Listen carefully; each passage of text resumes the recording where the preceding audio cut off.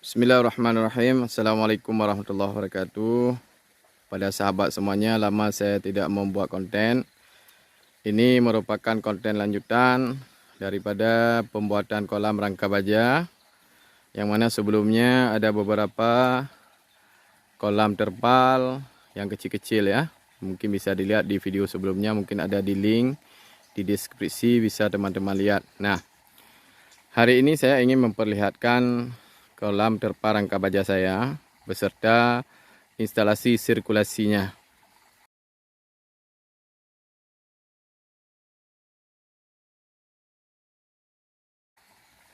Oke sahabat, di video sebelumnya kolam terpal pertama saya masukkan lele. Ini ada di kolam terpal yang belum ada dindingnya ini.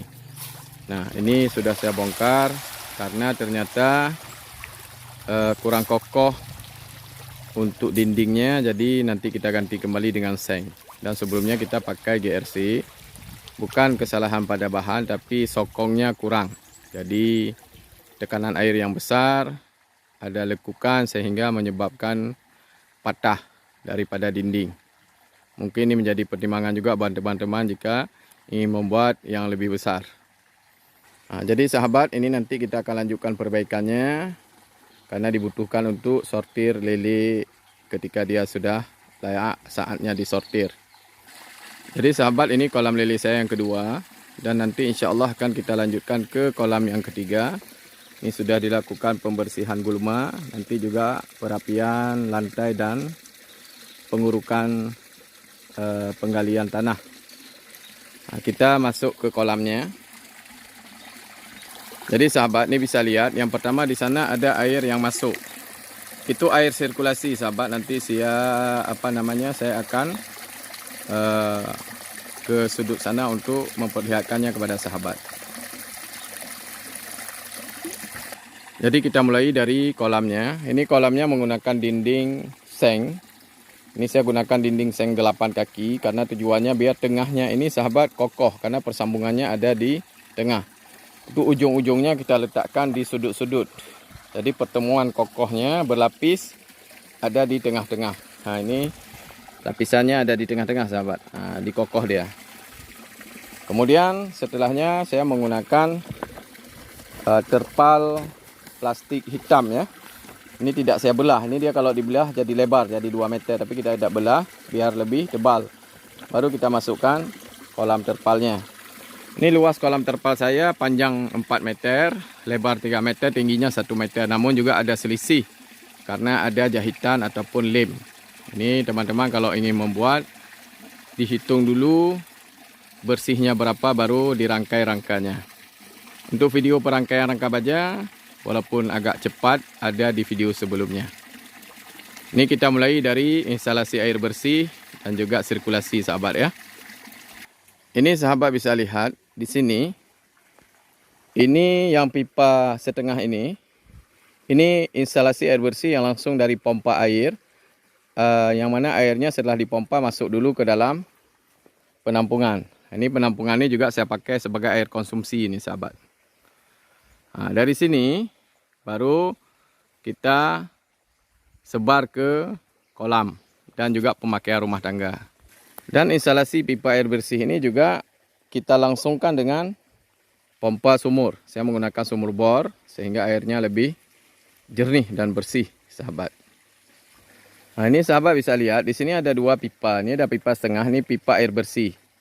Ini juga pipa ada 1 inci. Ini juga air bersih sahabat. Ini bersumber dari tandon juga. Ini kalau tandonnya meluber ataupun penuh, ini sudah saya setting di sana ketinggiannya. Kalau dia penuh, airnya tidak lagi merembes di tempat tong, tapi masuk ke dalam kolam. Sehingga termanfaatkan air bersih. Nah, ini saya buat seperti ini, nanti dia akan kita bagi untuk kolam 1. Dan juga air bersih yang meluber ini juga untuk kolam 2. Nah, ini kalau di sini sudah keluar berarti air toren saya sudah penuh.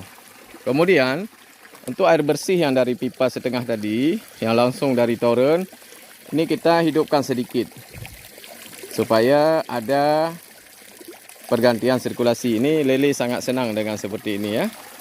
Dan terus kita buat perencanaan sampai ke kolam-kolam selanjutnya. Okey sahabat, sekarang kita menuju sirkulasi ya. Namun sebelumnya, nah lele karena dia butuh agar tidak terlalu panas, kita boleh menggunakan paranet atau lain-lain sesuai dengan bajet sahabat masing-masing ya. Nah ini saya menggunakan paranet. Yang pertama biar daun-daun tidak masuk dan juga terlindungi dari panas untuk ikan lelenya. Nah kita menuju ke sirkulasi, kita menuju lewat sini aja ya. Nah ini sahabat tampak tampilan sirkulasinya. Kenapa butuh sirkulasi? Ya supaya saya tidak menguras air kolam lelenya. Nah bahan-bahannya nanti juga saya jelaskan insya Allah. Baik sahabat, kita lihat satu persatu ya. Nah ini sahabat, yang pertama ada pompa. Ini satu pompa besar saya pakai untuk mengalirkan ke kolam. Nah jadi air yang sudah tersaring sahabat, tersirkulasi. Nah ini nanti juga untuk persiapan kolam yang pertama. Dan air ini masuk dari pipa 1 inci ke dalam kolam ikan seperti ini. Nanti setiap kolam kita akan buat stop kran. Dan ini sahabat, ada bottom drainnya saya buat di sudut. Kenapa saya buat di sudut? Karena ini airnya kencang, jadi dia mutar keliling. Dan dengan desain lantai yang saya buat di jalur sudut siku ini sahabat, ini saya buat sedikit saluran ya. Nah itu di desain awal, mungkin tidak sempat saya videokan. Nah air inilah yang nanti mensirkulasi amonia, membuat penambahan oksigen kepada kolam ikan kita.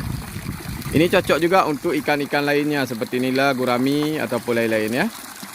Kalau lele lumayan tahan tanpa sirkulasi, tapi kita harus kuras kolam setiap 10 atau 15 hari. Ini merepotkan. Jadi kita buat sirkulasi sahabat. Nah ini persiapan untuk kolam selanjutnya. Itu kita sambung kolam ketiga. Kita lanjut ke sirkulasinya sahabat ya. Nah ini sahabat, saya ambil dari sudut ini ya. Nah ini air yang sudah masuk, pasti berapapun masuk dia akan keluar. Berapa debit masuk, segitulah debit keluarnya. Nah keluarnya dari bottom drain. Dia di bawah juga saya buat lubang-lubang kecil di paling bawah. Kemudian di atasnya kita buat untuk skimmer. Jadi satu fungsi untuk dua, bottom dan juga skimmer. Nah kemudian dia keluar. Nah ketika keluar, nah di sini saya pasang T supaya kita bisa kontrol, lihat, oh nampak nih airnya kan. Nah T ini pipa 3 inci sahabat ya. Dari sini masuk ke dalam pipa mekanik yang ini. Nah ini kita di bawah sampai ke lantai, kita kasih T lagi supaya dia berputar nih sahabat, berputar ya. Nah kemudian ini kita kasih enceng gondok. Ini saya dapat di tempat jauh kemarin, lama masuk air jadi sedikit mengering, nanti dia akan tumbuh. Nah di sini khusus sampah-sampah di mekanik. Nah setelah mekaniknya sesuai dengan kebutuhan tinggi air, dia akan keluar melalui pipa 3 inci masuk ke mekanik kedua. Nah di sini mekanik kedua sahabat. Nah kemudian masuk mekanik ketiga dan langsung masuk kolam terpal. Kolam terpal inilah yang saya jadikan untuk penampungan air bersih terakhir. Kenapa? Kalau mati lampu, supaya tidak meluber. Kalau meluber, airnya akan tekor ketika lampunya hidup kembali. Maka saya pilihlah kolam ini yang sudah sesuai debitnya. Demikian sahabat. Kita coba lihat apa yang saya masukkan dalam saringannya. Nah ini dia sahabat kan, dari kolam ikan kemari masuk. Nah kemudian dia di dalam ini, saya juga udah buat seperti dandang ya. Di bawahnya itu ada lantai kurang lebih 10 cm dari lantai. Kemudian baru saya letakkan jaring nelayan sahabat.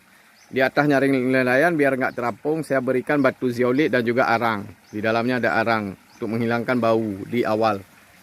Nah begitulah kira-kira. Kemudian ini kita buat pembuang bawah. Nah, supaya nanti sampah sewaktu-waktu kita tinggal buang dari sini kalau sudah menumpuk kotorannya. Namun kalau kita berikan prebiotik sahabat, kotoran itu malah menjadi makanan. Nanti kita bisa tambahkan sayuran-sayuran lain seperti kangkung yang dapat merubah amoniak menjadi nutrisi. Kemudian di sini di mekanik kedua juga, ini sahabat, di sini saya buat seperti dangdang ya. Ada sangkunya kalau bahasa kita. Di atasnya baru kita kasih jaring nelayan. Nah, ini jaring nelayannya sahabat. Ini airnya kan dari bersih nampak. bersih dia. Kotorannya sudah dihambat oleh jaring nelayan dan tidak menghambat debit air. Jadi nanti, nah ini di mekanik ketiga ini belum saya berikan apa-apa. Apakah nanti saya berikan biobol, saya melihat perkembangan airnya, apa bertambah bau atau bertambah keruh. Kalau bertambah keruh, kita akan tambahkan kembali jaring nelayan. Kemudian di sini mungkin kita akan sekat supaya airnya terbagi-bagi lagi, kita bisa tambahkan biobol karena di sini bantingan air itu dapat melarutkan oksigen. Cocok untuk biobol di lokasi yang banyak oksigennya.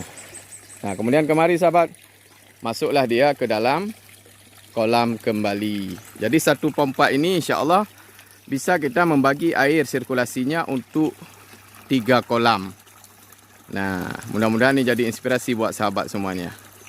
Jadi sahabat semuanya, sebelum membuat kolam, saya berikan tip-tip berikut ini ya. Nah, persiapan yang paling utama adalah sumber air bersih. Ini sahabat, harus sumber air bersihnya cukup. Karena ini yang paling utama, karena kehidupan ikan itu adalah air. Kemudian yang kedua adalah adanya air bersih yang setiap hari bisa masuk walaupun sedikit. Nah, walaupun bukan untuk sirkulasi, kadang-kadang dengan panas terik matahari terjadi penguapan sehingga airnya tekor. Tapi dengan kita membuat seperti ini, ikan menjadi senang. Ini persiapan pipanisasi harus dipikirkan terlebih dahulu.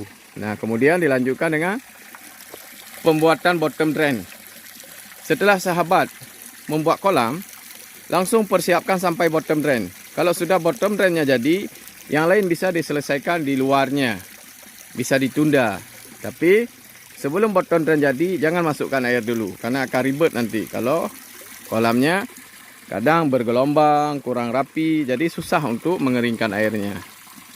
Dan untuk menyeting kolam ini tidak sehari, kadang-kadang butuh beberapa hari. Kita melihat tekanan airnya, gelombang sudutnya kemana, presisi kolamnya kemana. Bisa jadi kadang selisih antara desain rangka kita dengan ukuran terpal yang sebenarnya meskipun kita sudah ukur. Nah, kemudian kalau ingin membuat sirkulasi, tidak perlu harus besar seperti ini sahabat, cukup kecil saja. Nanti dibagi, yang penting ada pertukaran air. Dan jangan lupa membuat atap kalau lokasinya panas dan kurang kurang terlindungi, supaya juga kalau di tempat saya ini karena di kebun banyak daun-daun, supaya tidak terjadi pembusukan air daun-daun di dalam air. Nah, demikian sahabat, mudah-mudahan bermanfaat dan menjadi masukan buat teman-teman. Silahkan berbagi. Nah, ini lili sayanya. Ini tadi sudah saya kasih pakan. Masya Allah, mudah-mudahan berkah, saling berbagi ilmu insya Allah. Ini dari ukuran 9-10 cm, sekarang sudah umur 1 bulan. Sudah menjadi ukuran besar sekali. Di luar prediksi jadwal pembesaran sahabat. Dan saya 100% menggunakan pelet. Mudah-mudahan tidak rugi. Karena memang kita akui siapapun sekarang ini terkendala dengan pakan saat pemeliharaan ikan. Baik sahabat, demikian. Dan buat pendatang baru, jazakumullah khairan. Jangan lupa like, share, dan subscribe. Mudah-mudahan menjadi inspirasi buat teman-teman dan rakan-rakan yang sudah berkunjung di channel saya. Sekali lagi, jangan lupa ya, like, subscribe, dan juga share video saya jika bermanfaat. Dan mohon dukung channel saya. Mudah-mudahan ini juga menjadi channel yang menghasilkan cuan sahabat ya. Namun tidak hanya mengejar cuan, tapi juga bermanfaat buat semuanya. Sekali lagi, jazakumullah khairan.